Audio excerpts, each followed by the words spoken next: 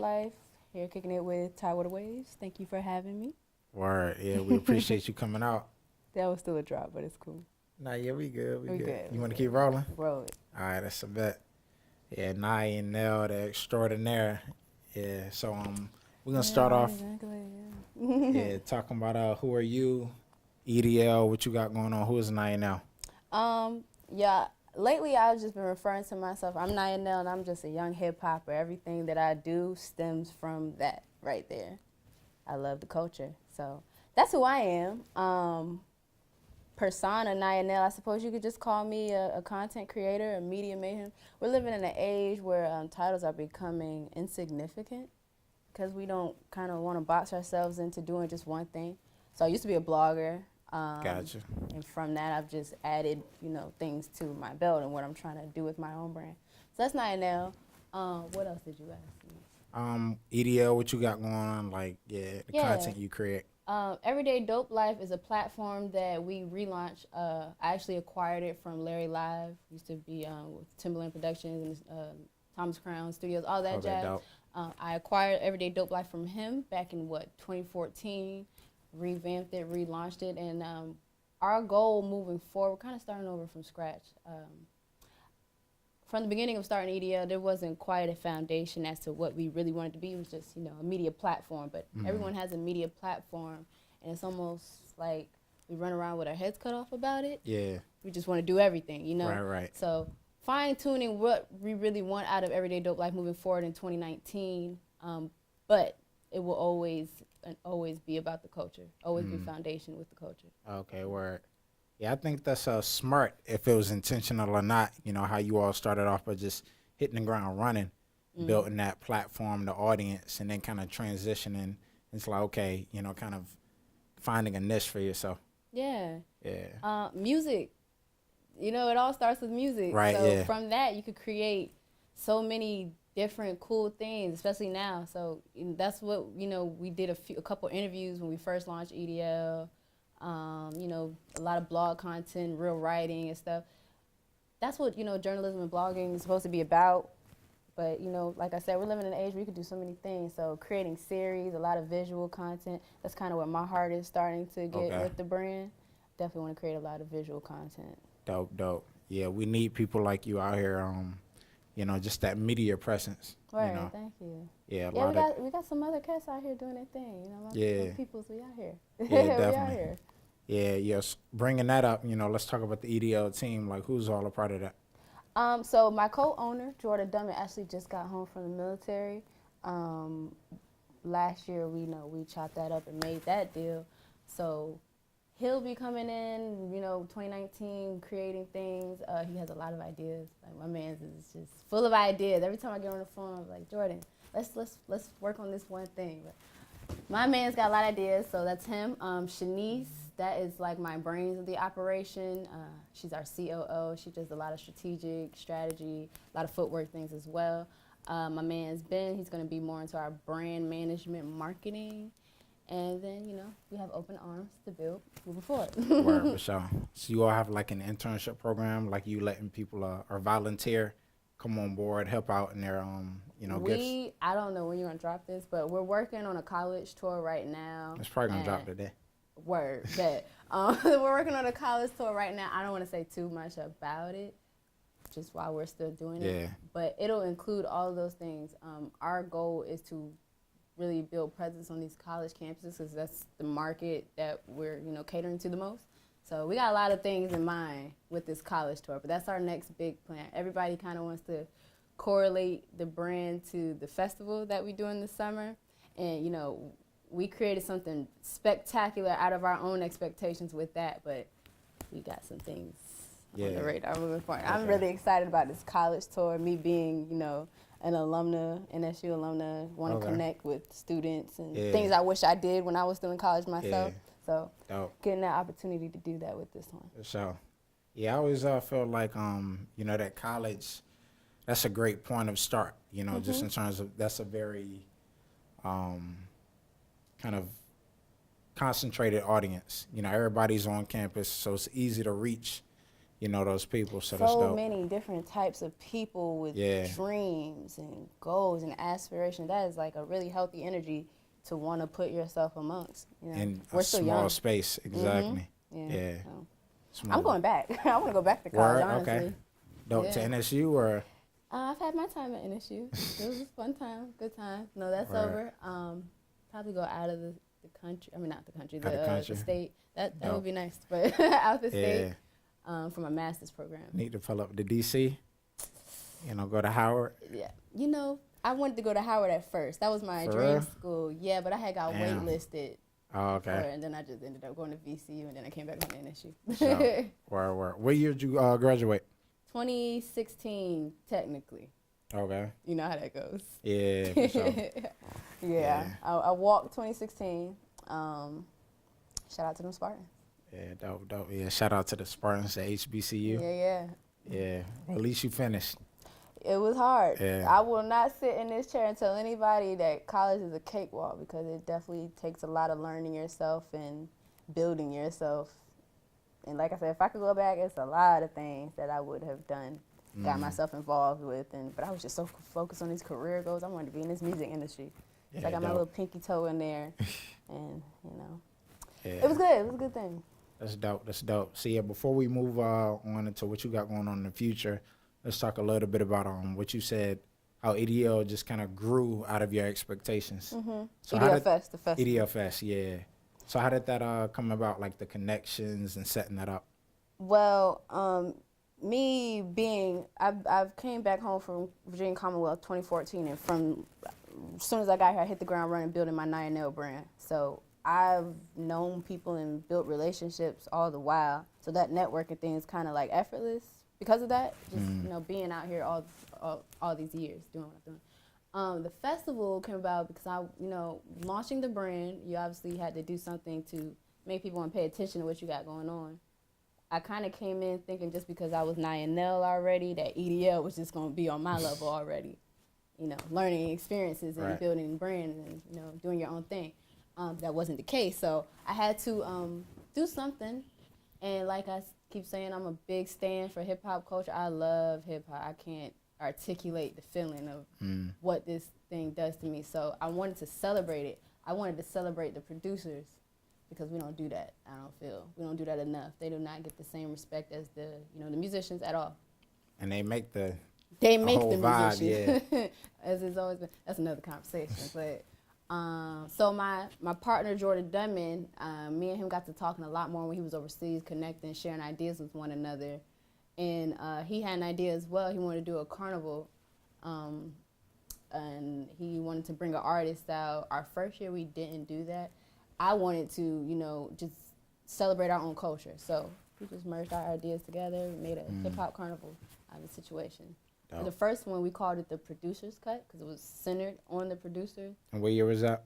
That was just last year, 2017. Okay. Right. So that was the EDL Fest. That was the first year. Okay, guys. Yep. And it was amazing. Like I had said, it was beyond my expectations. I think it's beyond everyone's expectation. So here we are, celebrating the culture, celebrating our own. So with that jank. Yeah. So you're like one of our first interviews since the Pharrell article dropped about him wanting to bring a festival out here. Word, yeah. So many people hit me with that jank. I was knocked out. We need that, yo. Yeah. We need these resources. I've been saying that all the while. Like, I think, and like this is another conversation as well, the talent that's brewing here and why we can't get to that next level. I mean, so many of things, that's why that's the case. But ultimately, if we had the resources, if the ones that have made it would come back and bring those resources here, then we can make some shape. You feel me? So Pharrell doing that, this isn't the first time he's come back talking about, some major thing he wants to do here. I remember, I believe some months back, he was talking about bringing Paramount and Netflix studios out here and those type of things. Just bring those resources, So bringing a festival to that capacity here, and we try to do our little thing with EDL Fest, but ultimately that's about Virginia culture. We need them top dogs to come help out. You feel me? So I am so open to it. I'm trying to figure out how to get a part of it. Yeah, when it's same all here. said and done. For sure. That's very necessary. Yeah, you're in a great position because I think he's going to need those people that's already kind of been building out here. I'm not even gonna lie. Directly, almost a day after EDL Fest, Family followed me on Instagram. Dope. Yeah, so I ain't gonna say, he got wind of what we're doing already, but it's a possibility. Yeah, most likely. Yeah, they see the young people out here trying to do something. Yeah. And all we need is y'all to come here and help out. Exactly. That's it. Yeah, I feel like it's been a lot of eyes, but the action is gonna start to take place in the next couple years. We've known all the while that the eyes have been here, even before Drum popped off. He helped that, he opened that door for those eyes to really be here, for people to scope our talent, musicians, artists, sports, all that. Like, we need this. We need as much help as we can get because the talent is here. Right, for sure. Yeah, I feel like we can be on that level with like in Atlanta, New York. I mean, sure. This is a Commonwealth area. It's a military area. I don't think it's ever going, well, let me not say that because once again, the talent is here. It's just how the area is set up is probably the biggest hindrance outside of the things that we keep throwing in the air, but nonetheless, we can pop off. Yeah. Individually, we can pop off. So. Yeah. So what inspired that kind of entrepreneurship energy in you? That's a great question. I don't have a solid answer for you, honestly. I love music. I'm going to always say that. I love the culture. My fondest memories are me sitting in front of the freaking radio as a kid, fumbling through my mom and my uncle's CDs. Like, I did that more than I played outside and actually did kid things. Right. I was just so consumed into music. So I guess that's the passion, the love. Passion is what stems anything, anything with longevity, that is. I come from a family of women. My mother and my grandmother raised me. There weren't too many men in my family present. So I was raised with that that type of energy, that good black love, black woman love energy. I don't know. Those things are combined, I suppose. And then I always felt like an outcast.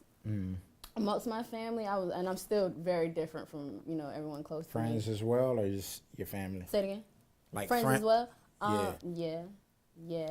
Up until I was probably like 20, I didn't enjoy that about myself. I kept trying to kind of fit in.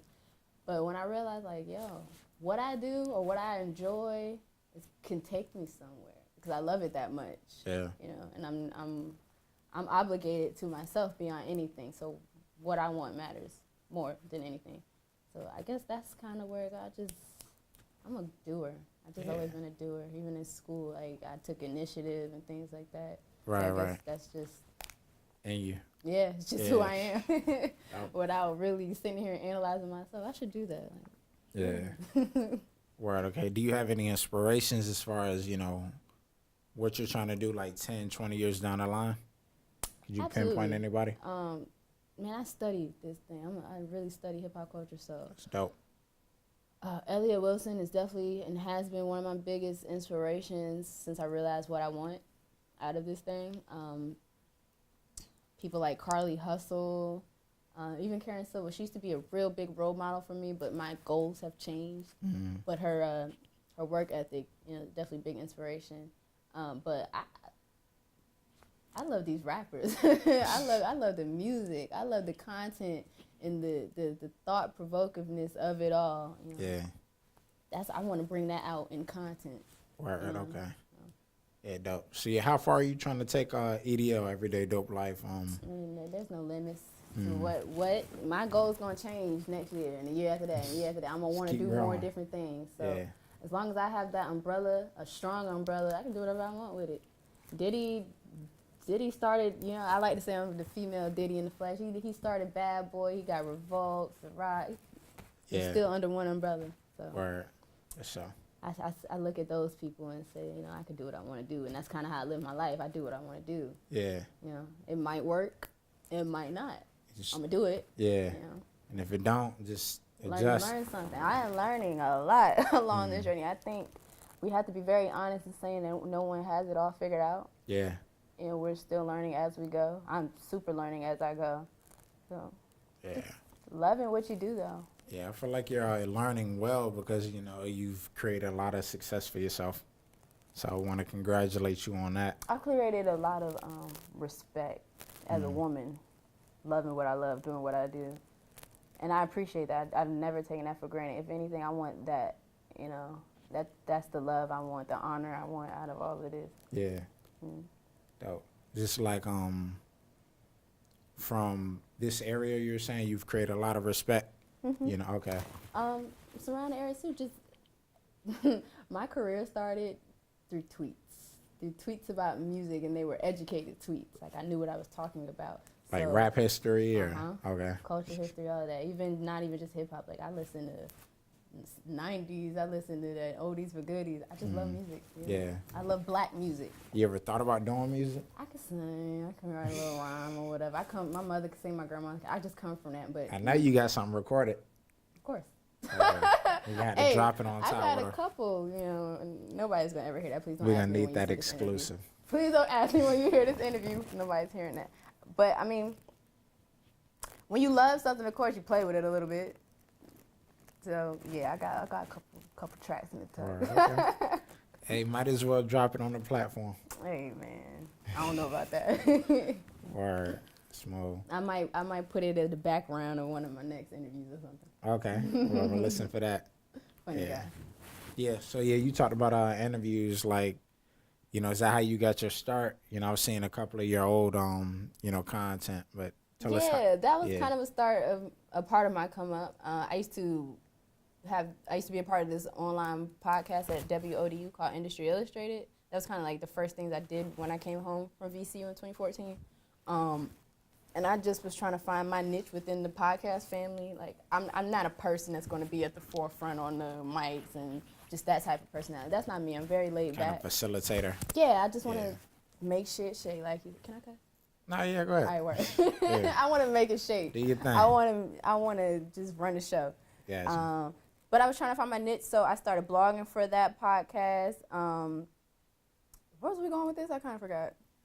Oh, the interviews. Okay. So I started blogging for the podcast, and then I was really watching the head host, and she was like a big mentor to me at the time.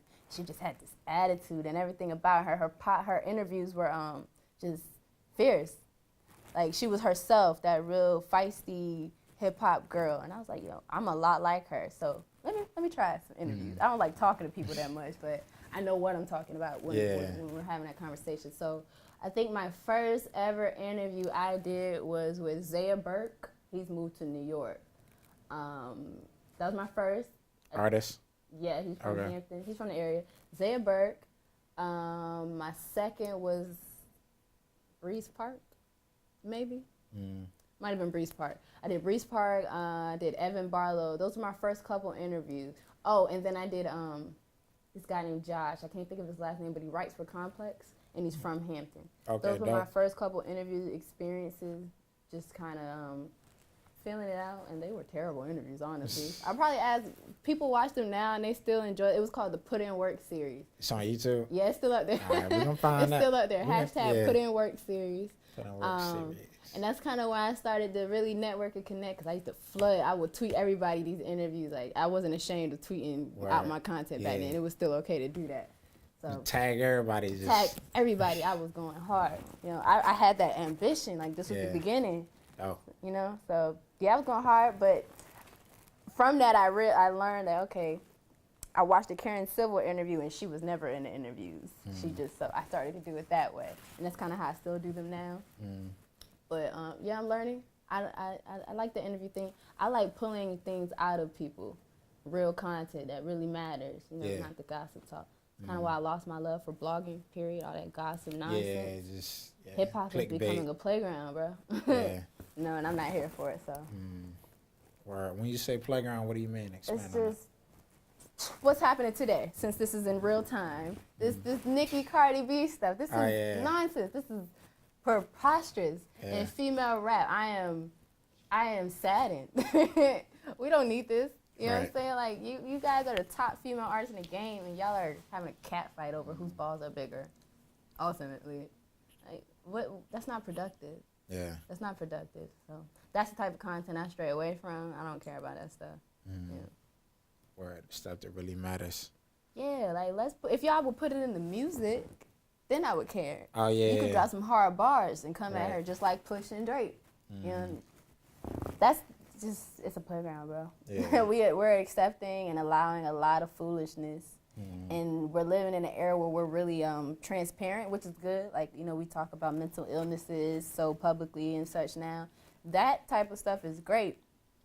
But what comes with it also, like, this internet age is just diluting the culture terribly. It's like it has its plus, but it's super cons too. Yeah.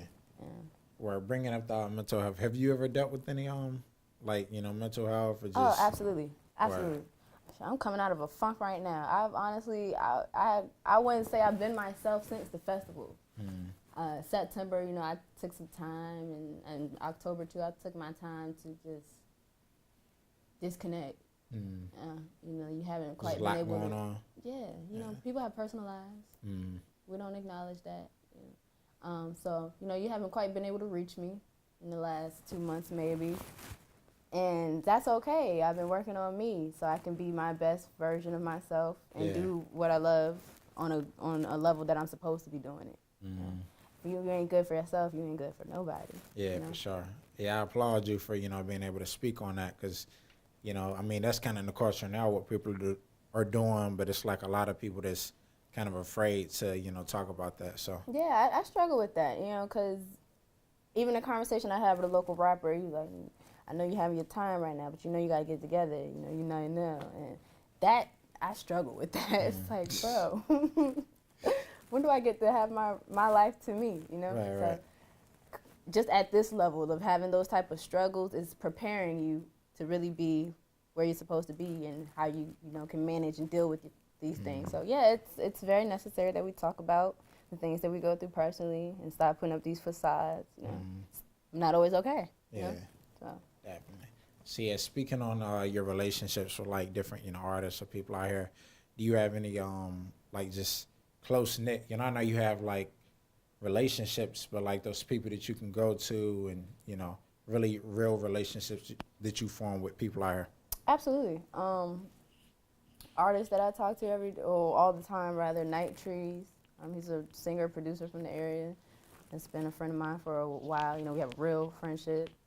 I can talk to him about the things that go on in my personal life. Eric Hardaway, Al Doms. Yeah, shout out to both of them. We had them up here. Okay, word. My brothers.